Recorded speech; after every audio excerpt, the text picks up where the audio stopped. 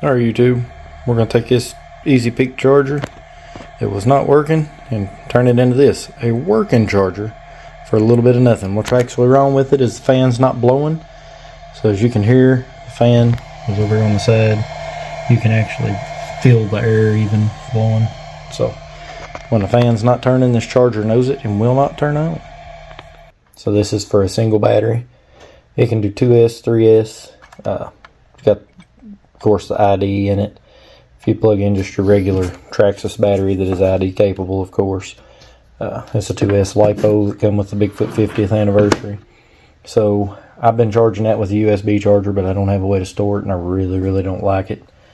I want to store it the right way with a real charger that stores things like it should, so the battery don't have any issues, you know, prolong the life, all that good stuff. So I'll put a link in there to this, or screenshot of, probably just a screenshot, matter of fact, of where I bought it off Amazon. I didn't give much for these.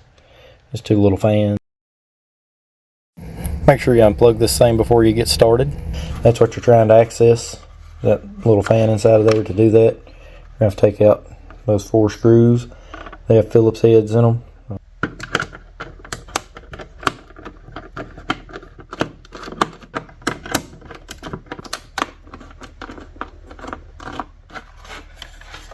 Got our 4 screws out.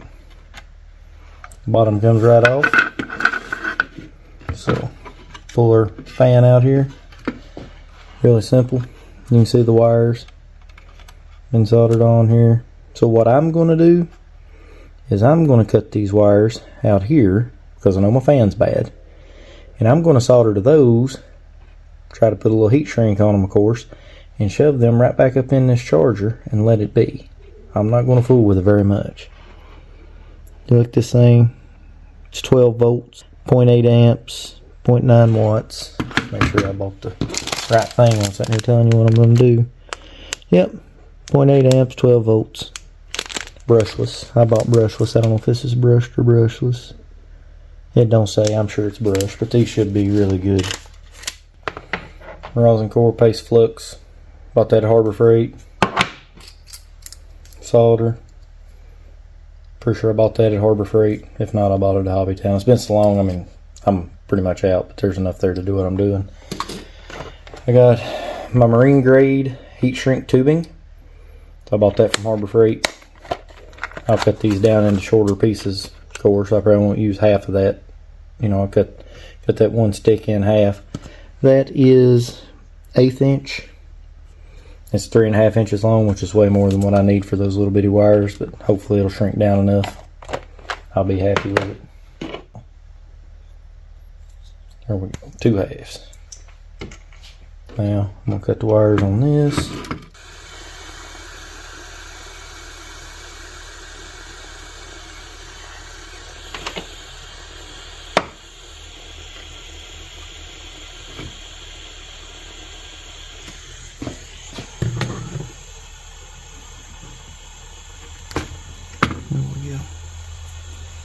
What I done there, I took the hot side of this thing, which is right here, so it's orange. I aimed that at the wire, got it really hot, melted it, and then I took the pliers and pulled it off. So I've already got these wires here stripped.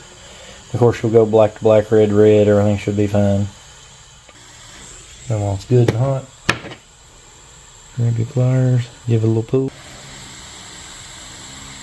There you go. Pull yourself right back there. Our heat shrink. Now we're going to put a little of this solder flux paste on here. I'm just going to go on and use the hand here to dig it out with. I got more than enough. I'll put a little bit. So got a plenty. The whole point of this paste and the soldering process is as the paste boils out with the heat, it pulls the solder down into the wires, whatever you're soldering together. Somebody tells you to solder without flux, don't listen to them because they don't know what you're talking about. I promise. Now, I got this nifty little jewel from Harbor Freight. You put your wires in it and hold them together. Of course, it makes things a whole lot easier.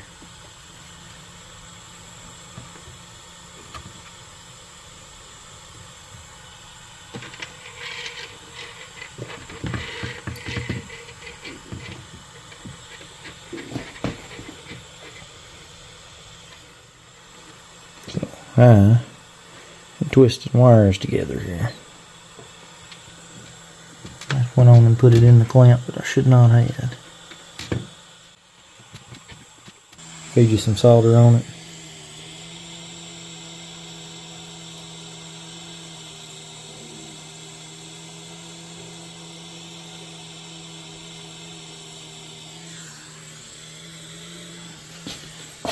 Now, try to show you this really quick, and then we'll go on to the next one.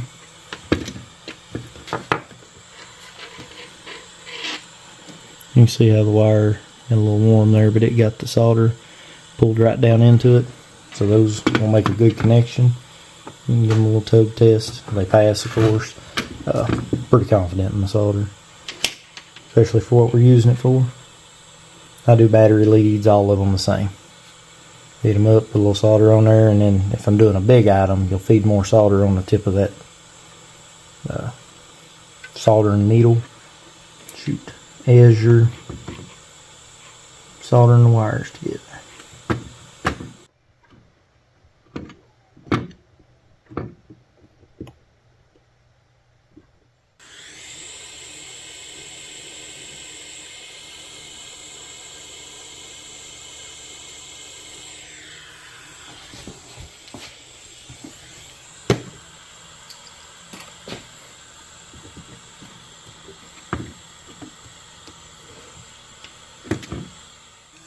Still had the flux in it, still pulled it down in there. So everything's been pulled in.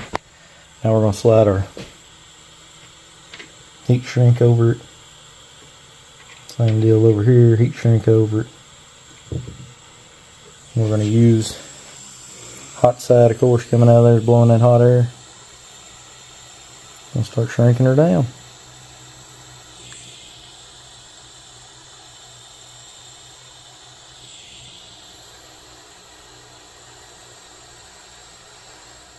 Pretty much complete. That's what it sure looks like. Heat shrink stuck on.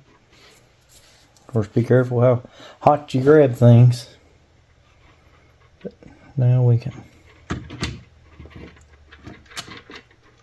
hold some wires down in here.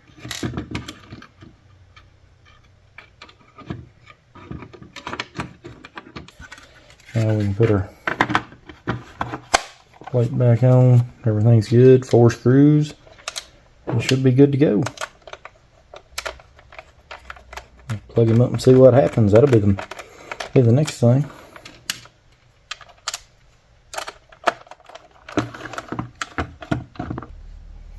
Alright guys, plugged him up. Sitting here going through all its modes and such. So, I'm going to plug our battery up. Automatically picked it up. It's a lipo. It's on balance. Let's put on store.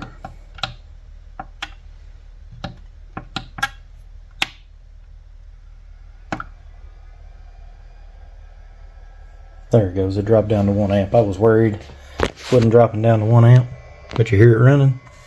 Where's that? Yeah.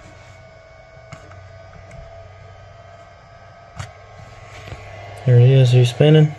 Before all this, the charger wouldn't work at all because it could sense that the fan wasn't running. So, there she is, guys. Super simple. 2 wires, 4 screws. I don't know. I think I've got less than $10 or $12 in both of those fans. So, can't go wrong. Until next time.